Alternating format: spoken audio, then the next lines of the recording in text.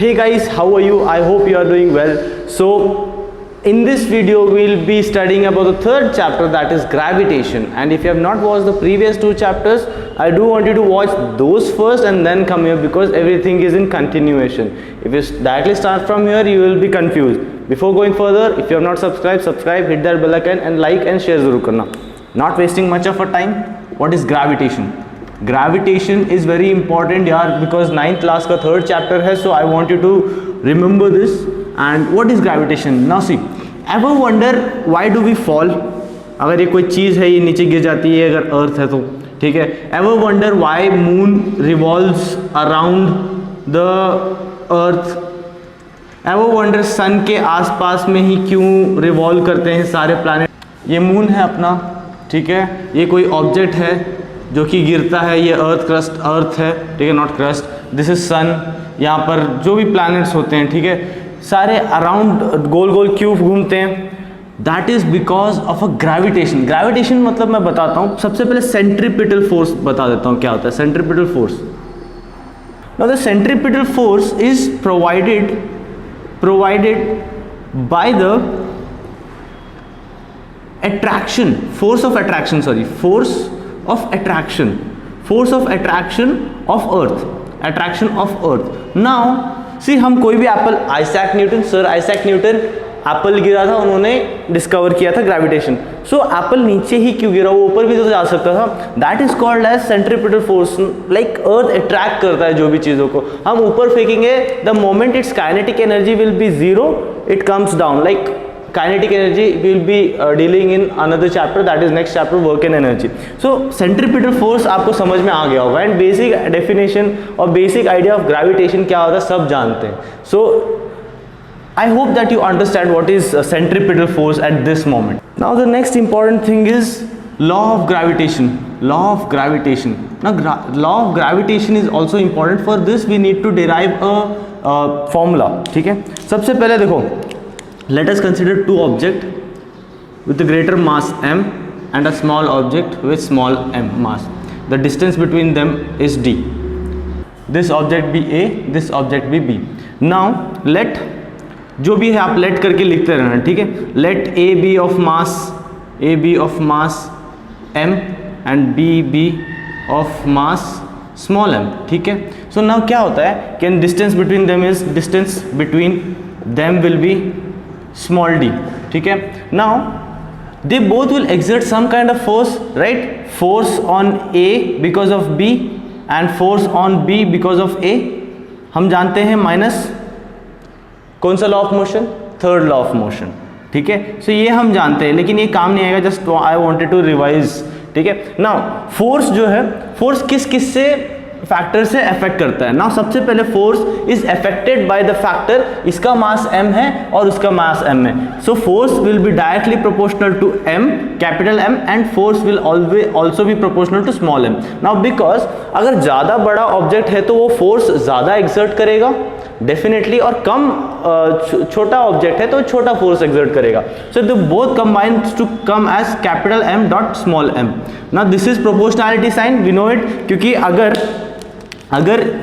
दोनों ये वो मास और मास का जो प्रोडक्ट है वो इंक्रीज होगा तो फोर्स भी इंक्रीज होगा. ज़्यादा मास ज़्यादा प्रोडक्ट, राइट, और कम मास तो कम प्रोडक्ट, जो भी है, ठीक है. सो ये हमको समझ में आया. Also this is first equation. Also जो डिस्टेंस है दोनों का, अभी this is inversely proportional to the distance.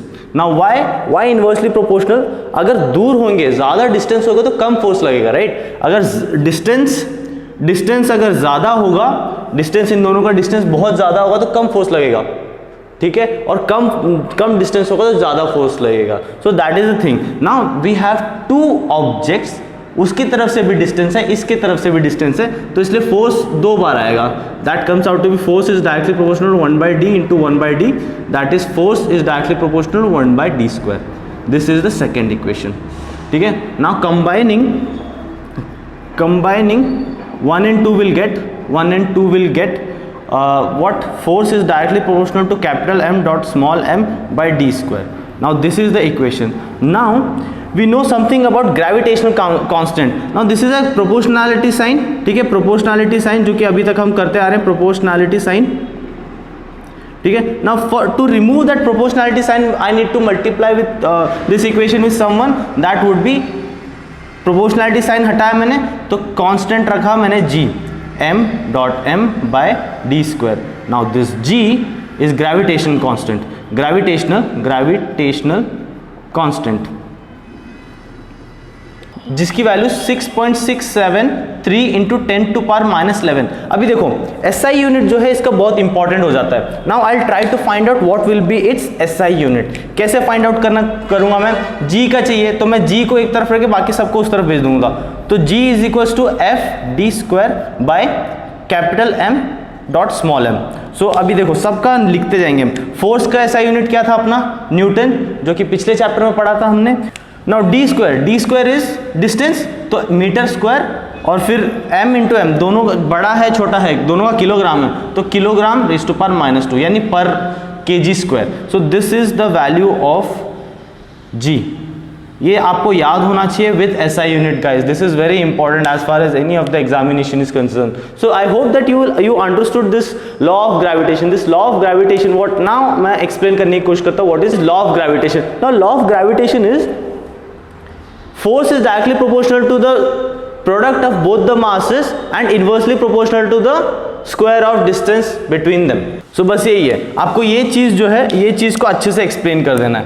This is only the force law of gravitation. So this is very important as far as like any of the examination is concerned, right? So you can definitely go ahead and take the screenshot of it. Now look, this is also very important. I don't know whether this will be asked in UPSC examination or not, but it is also very important for you to know the topic. Law of gravitation is explained by the phenomena. सबसे पहले कैसे हम explain करते हैं, कैसे explain हुआ है, moon revolving around earth, so this is the phenomena, ठीक है। Second, planets revolving around sun, ठीक है, ये second phenomena. Third phenomena, the most important, force that binds us to the earth.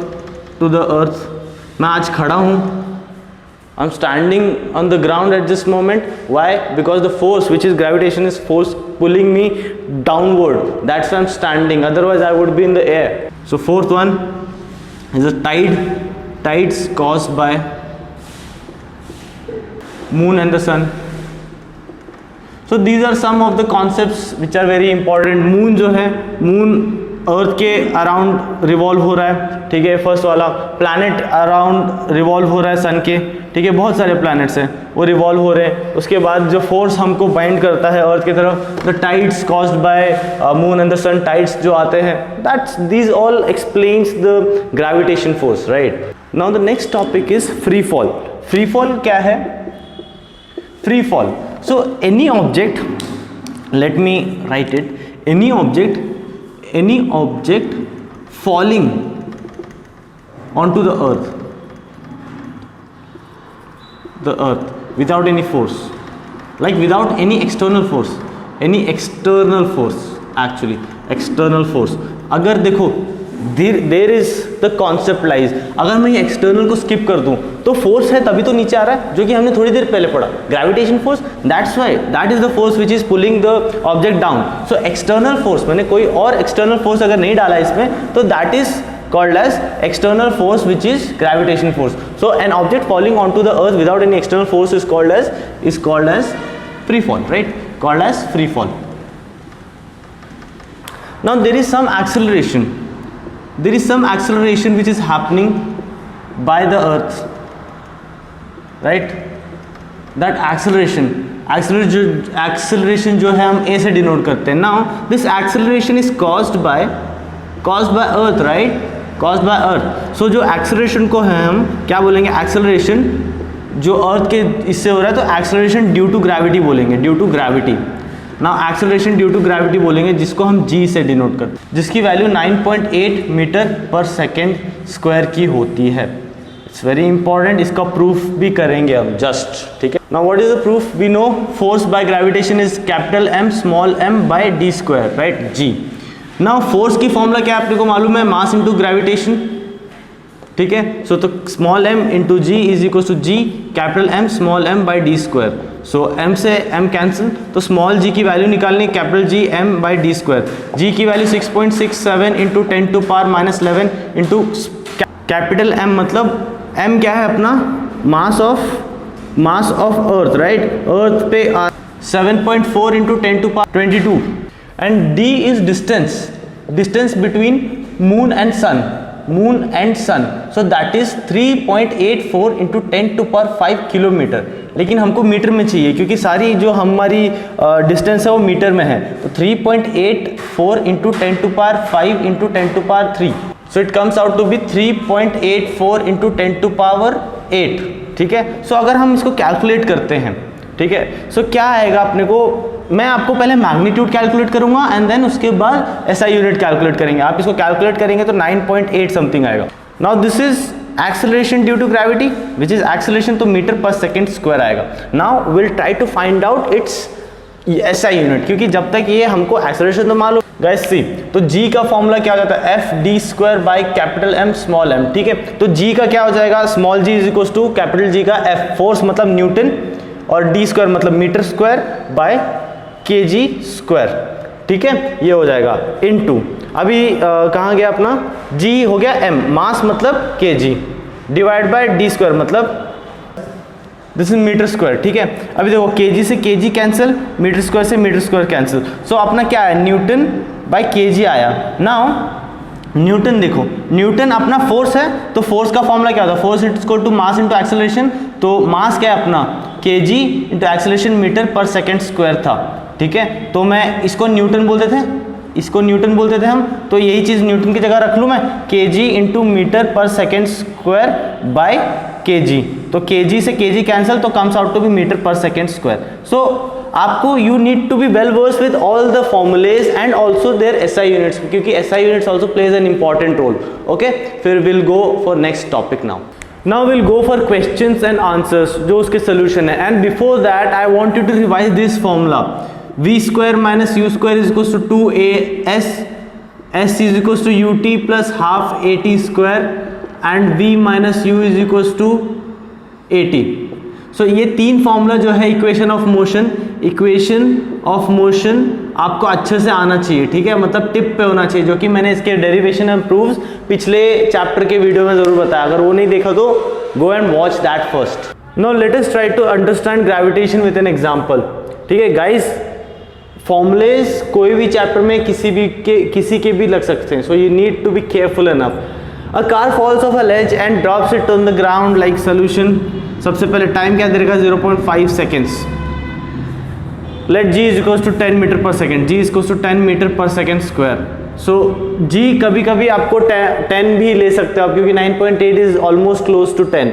So just for a sake of calculation दो, what is the speed on striking the ground, मतलब u देखो, अभी u is initial velocity. So initially कोई किसी ने force नहीं लगाया है उस पर गिराने के लिए, थ्रो करने के लिए, it fell down like it falls, so उसकी 0 मीटर पर सेकेंड हो जाएगी। तो फाइनल वेलोसिटी v क्या हो जाएगी, फाइनल वेलोसिटी क्या हो जाएगी, क्या दिया है हमको, फाइनल वेलोसिटी निकालना है अपने को x, ठीक है, फाइनल वेलोसिटी निकालना है।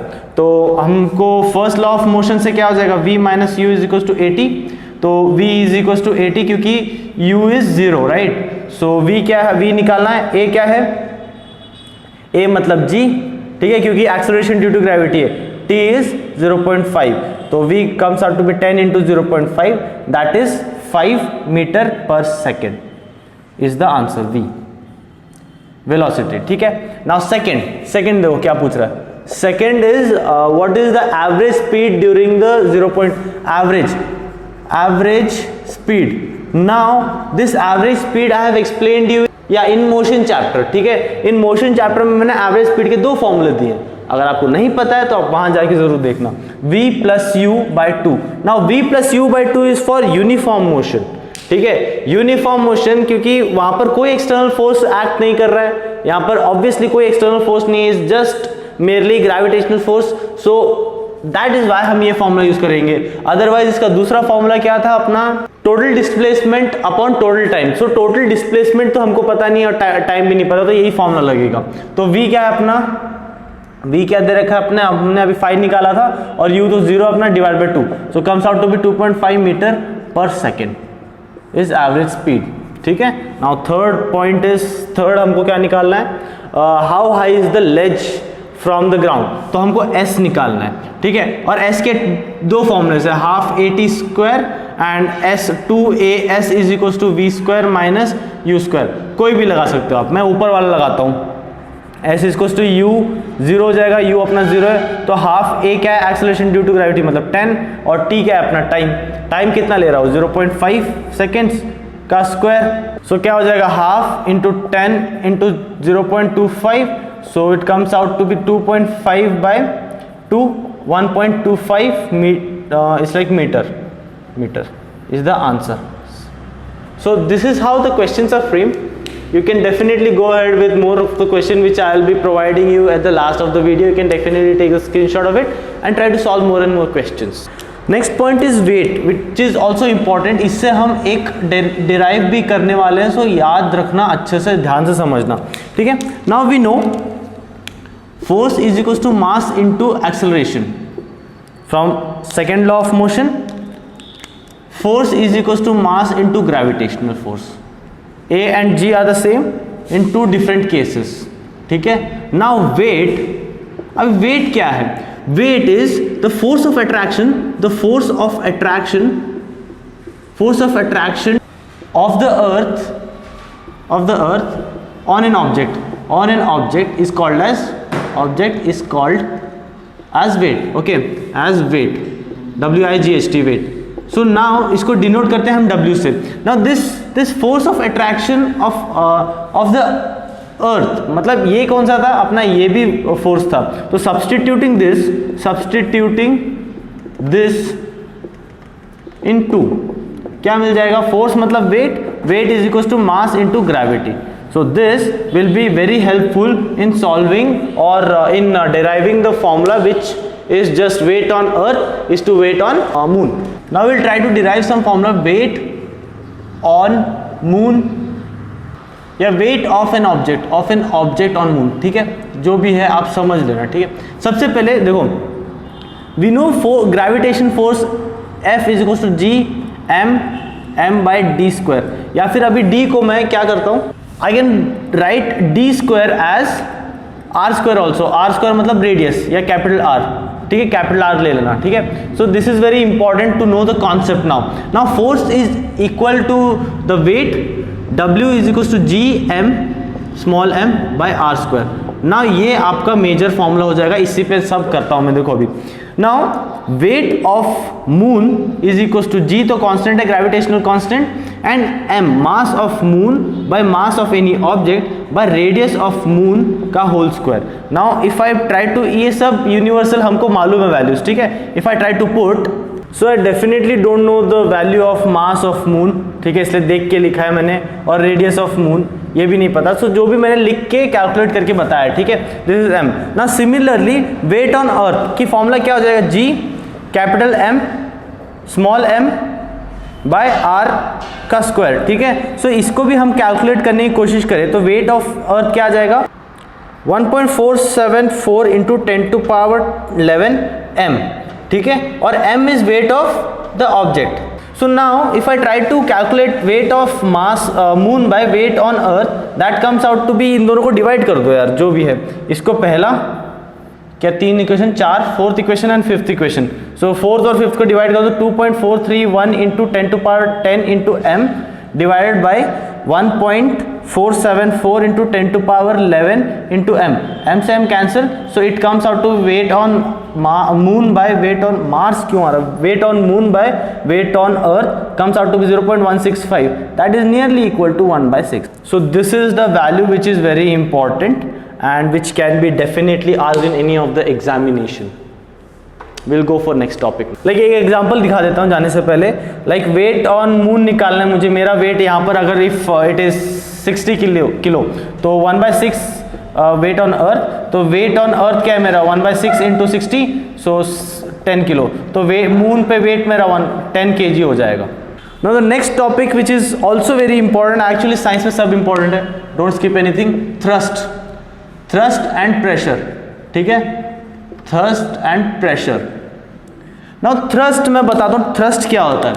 Thrust is if I try to apply some force in a given point, force in a given point, in a given point.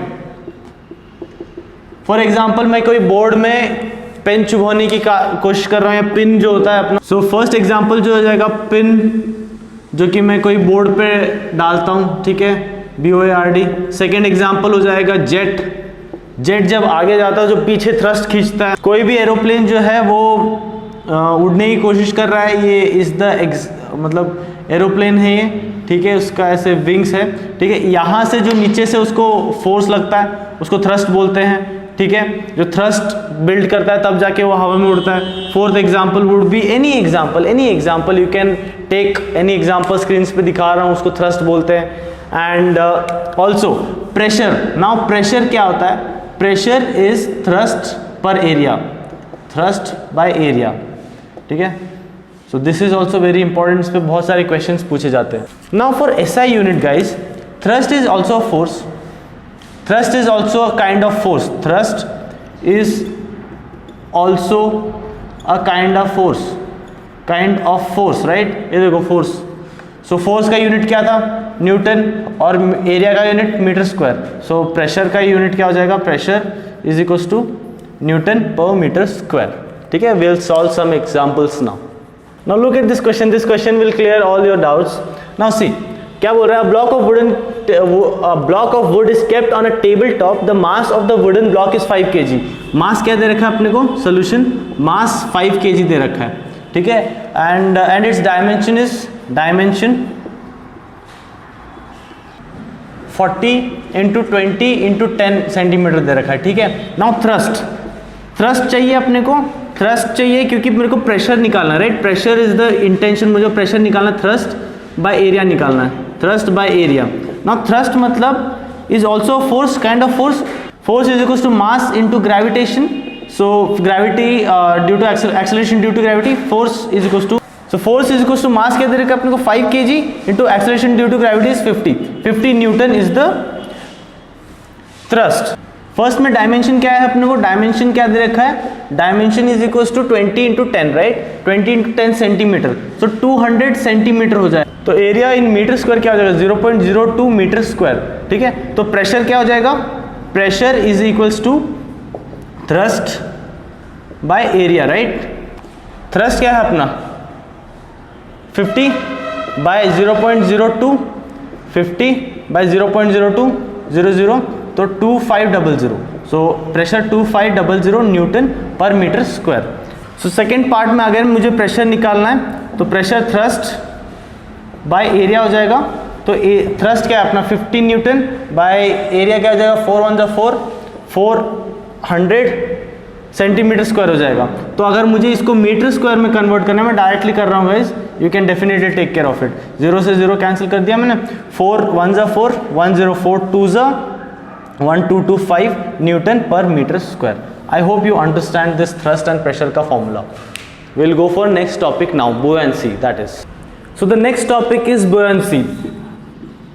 Buoyancy is very important again like everything else. उसके बाद हम Archimedes principal करेंगे, जिसके लिए Archimedes principal के लिए आपको buoyancy पता होना चाहिए। Now what is buoyancy is the tendency of or ability, ठीक है, और ability of any object to float in water, like what happens is if this is a sea, ठीक है, या ये अगर कोई पानी है, ठीक है, अगर ये जो भी पानी है, अगर यहाँ पर एक ऑब्जेक्ट है या कोई शिप है सपोज, ठीक है, और यहाँ पर अगर वो शिप तैर रही है तो उसकी टेंडेंसी जो है उसको बुयांसी बोलते हैं। नाउ व्हाट हैपेंस इज, अगर देखो उस ऑब्जेक्ट का वेट या कि इस शिप का वेट जो है, अगर जितना वेट है उतना ही वाटर डिस्प्लेस करेगी वो, ठीक है, उतना ही प्रेशर उसको लग रहा है, उतना ही चीज जो बुयांसी होती है वो। So this phenomena is called as buoyancy. I hope you understood the concept of buoyancy. Now Archimedes principle क्या कहता है? When a body is remember guys, carefully सुनना क्या बोल रहा हूँ मैं।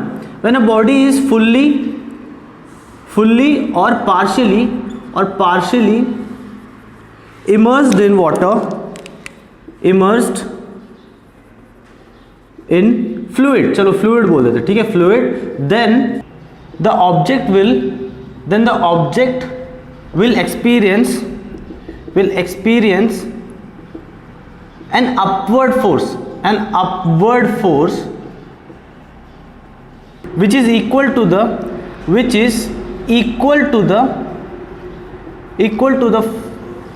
fluid displaced by it. Now it is very important for you guys to understand this concept. Again मैं ship का example लेना चाहूँगा. If this is a ship, okay, if this is a ship, so उसने क्या किया है, so क्या हो रहा है कि जितना वेट है इसका, यहाँ से एक अपवर्ड फोर्स लगता है. Remember Newton's third law of motion में क्या कहता है, every action has equal and opposite reaction. तो F21 equals to minus F1. यहाँ से एक शिप जो है वो फोर्स एक्सर्ट कर रहा है नीचे और वो पानी को डिस्प्लेस कर रहा है, ठीक है. पानी को डिस्प्लेस, जितना वो अमाउंट उसका वेट है उतना ही अपवर्ड फोर्स उसको लगेगा. सो this principle is called as Archimedes principle. So I hope that you understood this Archimedes principle and buoyancy, and this buoyancy and Archimedes principle still people are very much confused. So I hope that I made it pretty much clear about this topic right now. Now the next topic, probably the last but not the least, relative density. ठीक है. Now density we know, mass per volume, ठीक है. Density अगर नहीं पता है तो मास पर वॉल्यूम होता है. Now what is relative density? Relative density मतलब with respect to something, like relation में किसी चीज के रिलेशन में डेंसिटी निकाल रहे हैं, किसी एक चीज को कांस्टेंट रखा उसके हिसाब से डेंसिटी निकाल रहे हैं. Now in this case we are taking density of a substance with respect to density of water. तो इस केस में हम वाटर कंसिडर कर रहे हैं, डेंसिटी ऑफ वाटर को हम रेफरेंस में ले रहे हैं. सो इस टाइम पे रिलेटिव डेंसिटी हो जाती है. इस टाइम पे डेंसिटी ऑफ वाटर को कंसिडर किया हमने, इसलिए relative density is density of substance divided by density of water. Now mass का ऐसा यूनिट क्या था, केजी. नाउ वॉल्यूम का क्या होता है, मीटर क्यूब. वॉल्यूम मतलब 3 डायमेंशंस आते हैं, तो मीटर क्यूब या फिर KG meter minus 3. So I think I finished the chapter gravitation here, and I hope that you understood this topic as clear as crystal. And if you do not know anything, if you have confusion in anything, please do let us know about what the doubt is in the comment box. And if you have not subscribed, I want you to subscribe, like and share. I'll definitely try to wind up the video here, and I'm showing some of the questions in the screenshot here, and you can definitely go ahead and take a screenshot of it and try to prepare from that. I'll meet you in next video. Till then, take care. Bye bye.